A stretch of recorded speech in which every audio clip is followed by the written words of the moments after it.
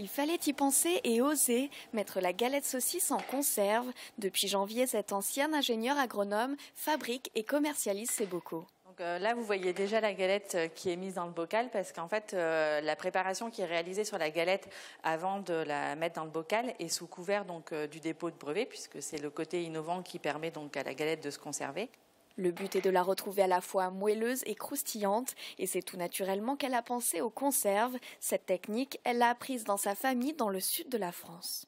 Alors, l'idée des galettes, ça nous est venu parce que, comme on n'est pas originaire de Bretagne, nous, à chaque fois, quand on rentrait dans nos familles, on ramenait des galettes pour faire découvrir ça à nos familles.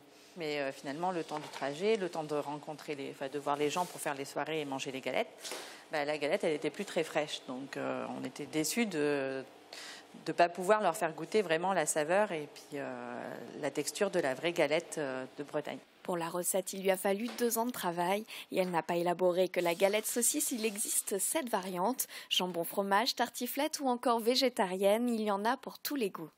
Je pense qu'il fallait peut-être surtout pas être breton pour avoir l'audace d'oser mettre la galette saucisse dans le bocal.